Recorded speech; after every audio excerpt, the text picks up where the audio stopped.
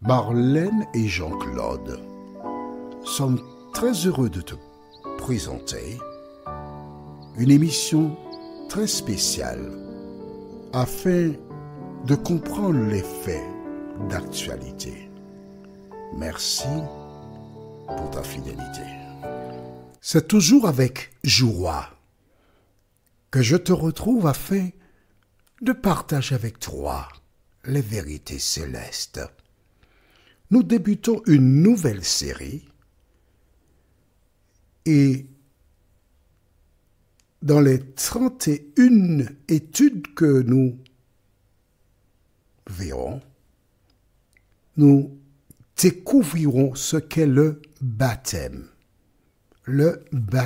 biblique. Plusieurs personnes me firent des questions dans ce domaine et aujourd'hui nous verrons le début, c'est-à-dire la guerre qu'il y a eu dans le Jardin d'Éden. Afin que tu comprennes ce thème, nous n'avons qu'une seule référence biblique. Elle se trouve au livre de Genèse, premier livre de la Bible, chapitre 3. Et nous lirons les versets 8 jusqu'au verset 13.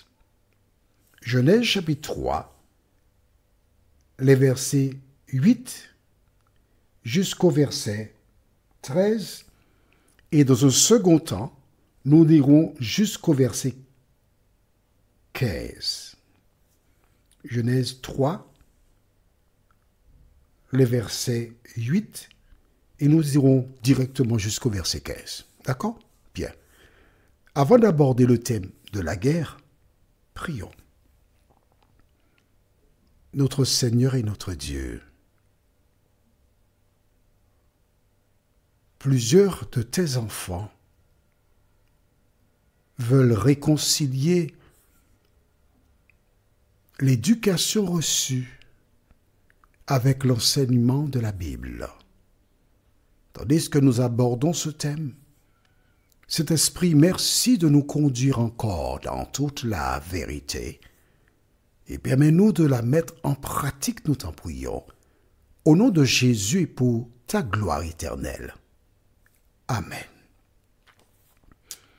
Tu te poses la question, quel rapport y a-t-il entre la création du monde et le baptême? Au départ, lorsque Dieu créa le monde, il avait un projet. Ève et Adam devaient remplir la terre et leurs enfants et petits-enfants devaient appliquer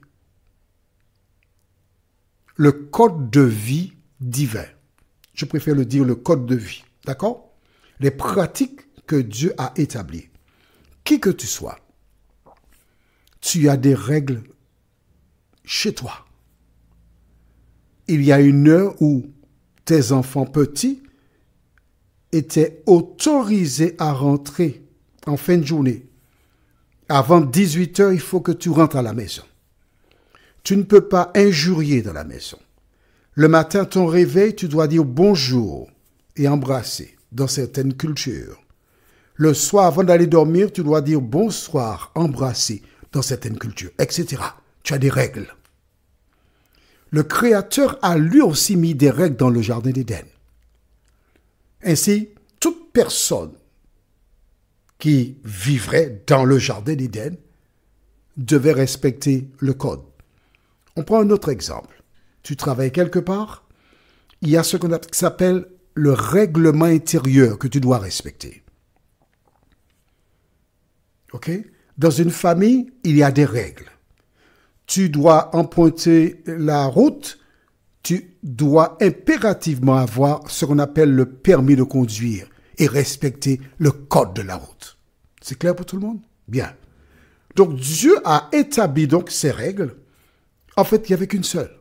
Tu peux manger de tout ce qu'il y a dans le jardin, mais quant au fruit de l'arbre de la connaissance du bien et du mal, tu n'en mangeras pas parce que le jour où tu en mangeras, tu mourras.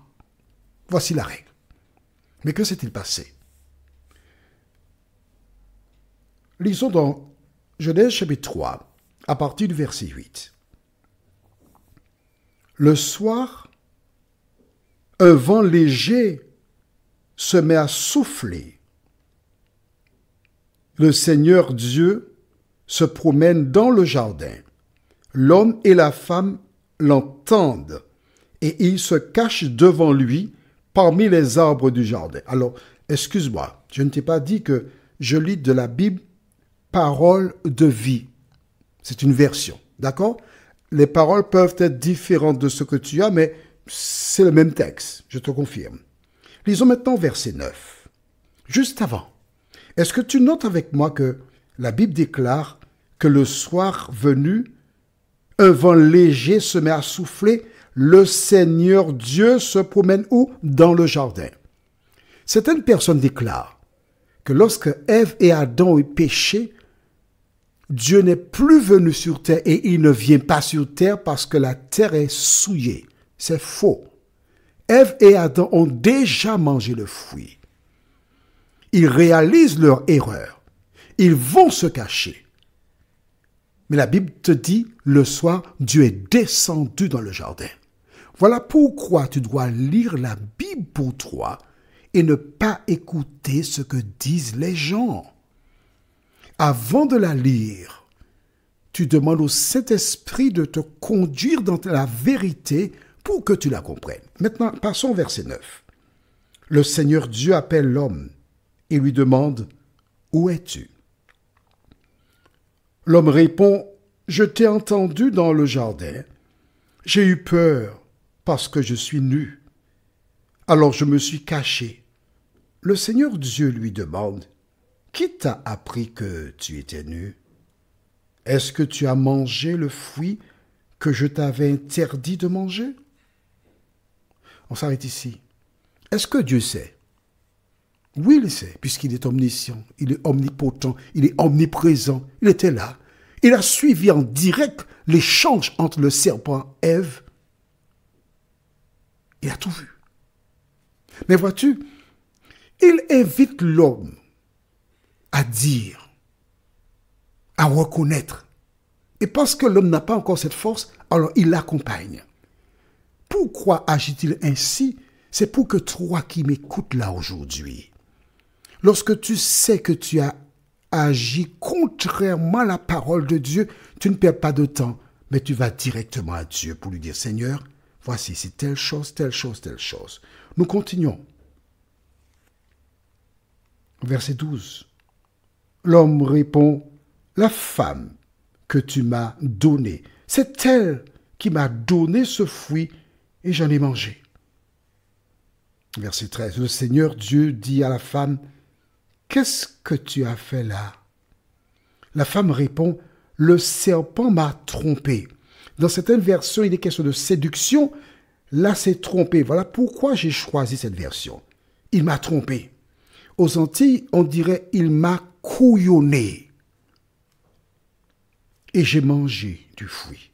Et là, elle dit la vérité. Elle oublie de dire à un moment, il m'a dit des choses qui m'ont fait plaisir et j'ai choisi de mettre de côté la parole. Verset 14, alors le Seigneur Dieu dit au serpent, puisque tu as fait cela, je te maudis parmi tous les animaux. Tu avanceras sur ton ventre et tu mangeras de la poussière tous les jours de ta vie. Voici ce que je décide. La femme et toi, vous deviendrez des ennemis. Ceux qui paîtront d'elle et ceux qui naîtront de toi deviendront des ennemis. Ceux qui naîtront d'elle t'écraseront à la tête et toi tu les blesseras au talon. Dans Parole de vie, il est dit ceux qui paîtront de toi. Mais dans les versions second et autres, il est question d'une personne. Sa postérité t'écrasera la tête. Et cette personne, c'est le sauveur du monde. Depuis le jardin d'Éden, Dieu a mis en place ce qu'on appelle le plan de la rédemption. À cause de la violation de la loi de Dieu, Et Paul le dit dans le livre de Romains chapitre 5 verset 12. Alors, je rappelle que ces études sont réalisées pour des personnes qui n'ont jamais ouvert une Bible, qui découvrent. Et parce qu'elles découvrent, il faut leur expliquer depuis le début afin qu'elles puissent vraiment comprendre la parole. Alors, Paul déclare dans Romains 5 verset 12, alors, comme tu es nouvelle, il te faut avoir un cahier au moins de 300 pages pour prendre des notes et avoir des références que je donne au cours du cours. D'accord? Dans Romains 5, verset 12, la Bible déclare, c'est Paul qui parle, c'est pourquoi, comme par un seul homme, le péché est entré dans le monde, et par le péché la mort, et qu'ainsi la mort s'est étendue sur tous les hommes, parce que tous ont péché. Depuis Ève et Adam, tous les humains qui viennent au monde sont des pécheurs. Comment sortir de ce cadre-là pour devenir un racheté? Comment obtenir le changement? C'est par le Sauveur qui doit venir écraser la tête du serpent. Prions. Notre Seigneur et notre Dieu, à travers cette étude, nous découvrons l'origine du péché. L'origine, Ève qui a été trompée par le serpent. Et à partir de cet acte-là, elle mangea du fruit, en donna à son époux. Les hommes sont devenus des mortels. Tu aurais pu, conformément à la parole, le même jour mettre à mort Ève et Adam et créer de nouvelles personnes. Mais tu leur as fait une grâce. Ils sont morts effectivement selon ta parole le même jour. C'est-à-dire que il y a le jour de 24 heures, mais aussi pour toi, un jour c'est 1000 ans. Ils sont morts avant 1000 ans. Seigneur, aide-nous à comprendre cette parole, à la mettre en pratique, à vivre selon ta volonté, car l'ennemi qui a trompé Ève est encore à l'œuvre aujourd'hui. Merci de nous garder, nous t'avons prié. Au nom de Jésus et pour ta gloire éternelle. Amen. Que l'Éternel continue de te bénir et il me tarde de te retrouver pour la suite. Nous sommes parvenus au terme de notre réflexion. Si d'aventure tu as une question, il te suffit d'envoyer un message par le biais de WhatsApp au numéro suivant, plus 596 696 88 93 93. Et alors Jean-Claude, moi, je me ferai un réel plaisir de répondre à ta question.